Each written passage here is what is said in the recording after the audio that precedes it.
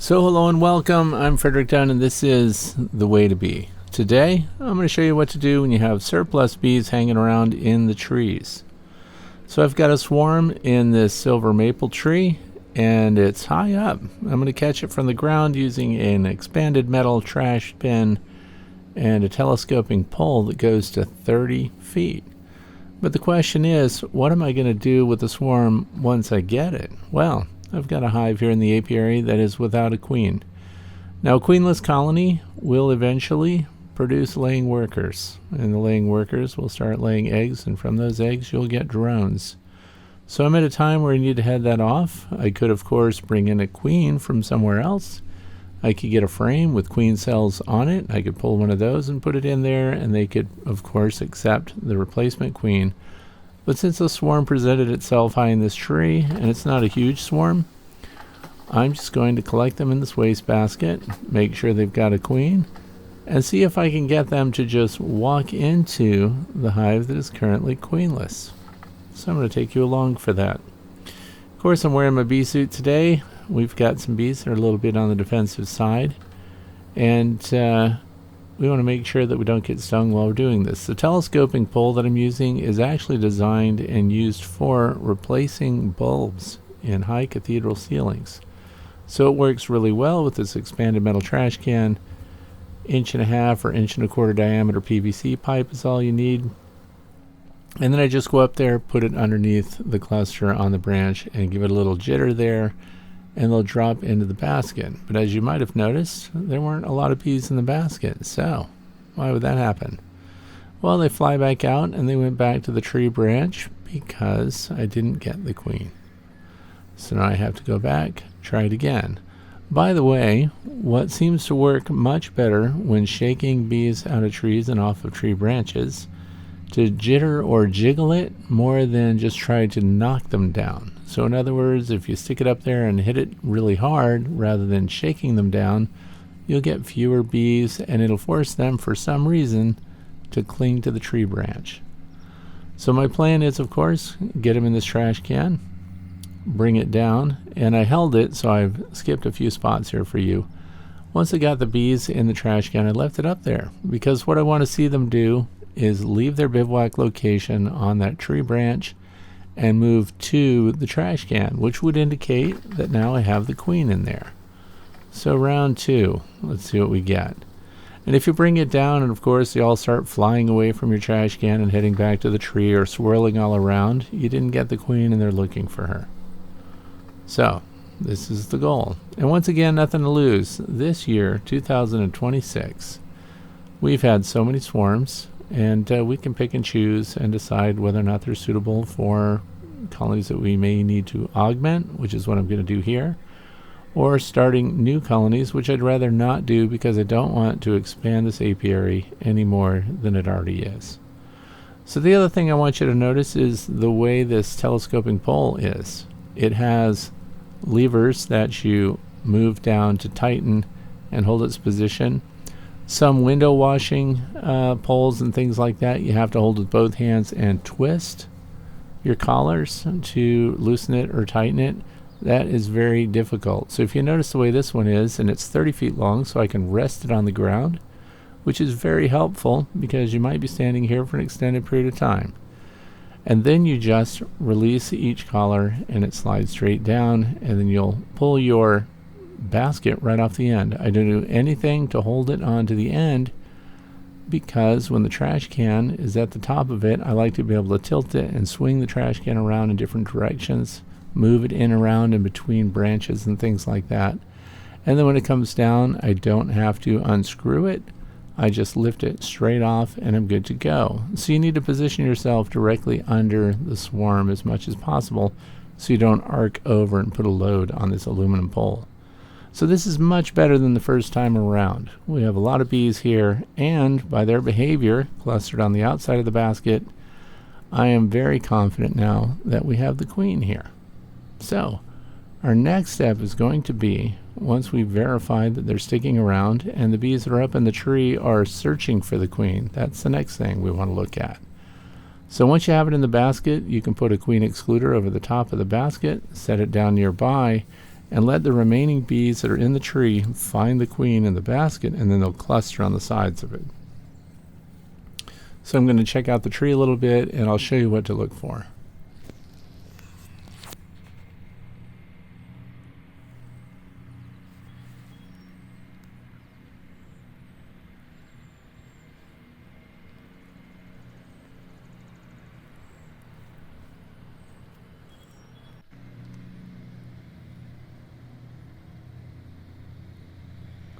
So when you see the remaining cluster up there, they're not settled.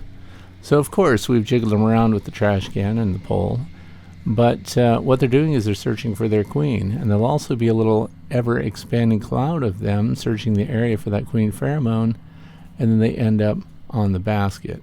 We also look at the basket and the queen excluder that's sitting on top of it and make sure that they're fanning the Nasonov glands to call the other bees in.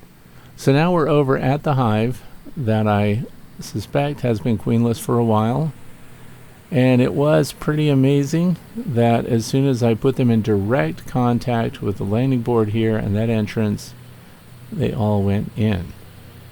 So this is also your opportunity. Pay attention, watch them, see if you can see the queen, and of course if the queen does not go into the hive, you'll split the group here and a lot of them will remain on the basket. But based on their behavior here, the queen I highly suspect went in right away, and they're all fanning, and you'll see a sense of kind of urgency with the bees that are on the basket. There was some resistance at the hive. There were a few landing board workers that did try to defend the hive, but the bees just overwhelmed them and flooded straight in. What I'm showing you here is once you move the basket away from the landing board and there's no physical contact, things slow way down. They're not quick to move into the hive. So physical contact with the swarm that you've collected from a tree to the landing board speeds things up really well. And I like to look back and check the tree to make sure and see that they're still searching for the queen, that they haven't settled and clustered there. Now they could form a separate cluster and not leave the tree if they have another queen with them, or if you miss the queen. More likely scenario this time of year, tertiary swarms, these are after swarms, and some may have unmated queens with them, and that's where the divide exists. So they'll go, you'll see a smaller cluster with an unmated queen, and the main cluster will of course be with the queen, and that's what we have in the trash can here.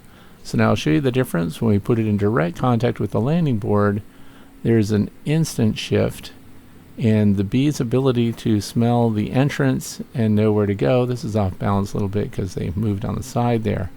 But look at the difference when they get in close proximity to the entrance and they smell their queen. Now they just rush in.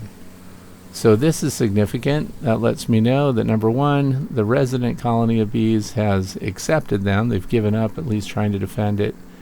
And then these are just going to flood in and take it over.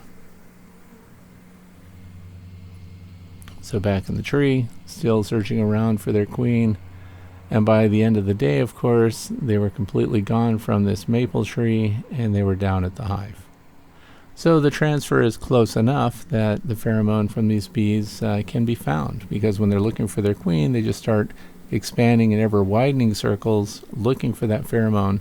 If they can't find her, they'll just return to the hive that they came from.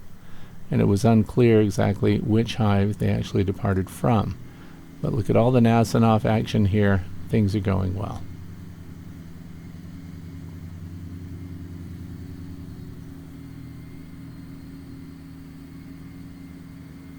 And I know some people say, open the top, dump them in, do it all at once, walk away. I would not know if they had multiple queens or not. I want to get eyes on the queen, and I have time on my hands. So what we're looking at here is patient beekeeping. Bees that walk in, I like to say, stay in.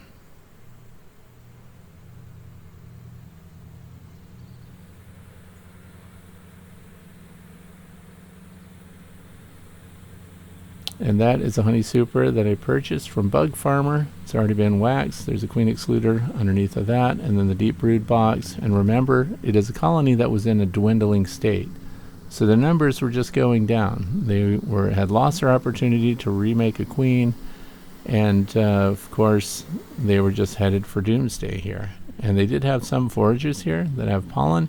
Sometimes when you see pollen coming in a hive, it does not mean that there is a laying queen, because remember, if you start getting some laying workers, they are also producing drone brood. So you will see some pollen coming in even though you may not have a queen. So it requires an inspection to know that. But what I wanted to get across is, don't get rid of those swarms. You can use them to augment existing colonies, strengthen numbers. If you were to, for example, find the queen and remove the queen after you had these bees in a basket, you could take them to any colony that you wanted to, lean it over, and let them scent that there is a queen, and they'll follow almost any queen pheromone if they don't have a queen of their own. So here we are, July the 1st, today, and this colony is doing well. They're settled, bees all around them. We're in a high flow rate right now with milkweed, and it's in the 90s temperature wise, and so we've got lots of nectar coming in, lots of pollen, and the bees are doing extremely well. And hive number 7 there, which is the one that we installed the swarm in, is happy-go-lucky right now. So we're good to go. I hope that you found something interesting in this, and maybe you're giving some thought to bees that you think you don't need. If they're already in your bee yard, chances are they're from one of your own colonies, and why not cycle back this workforce and augment a colony that just needs a bee power boost. That's what we did here, and we provided them with a queen. We don't raise queens, but it's easy to figure out which colonies are queenless. Their behaviors are different, they're unsettled, and you don't see a lot of productivity when there should be. So thanks for watching. I'm Frederick Dunn, and this has been The Way to Bee, how to collect a swarm and use it to augment an existing colony.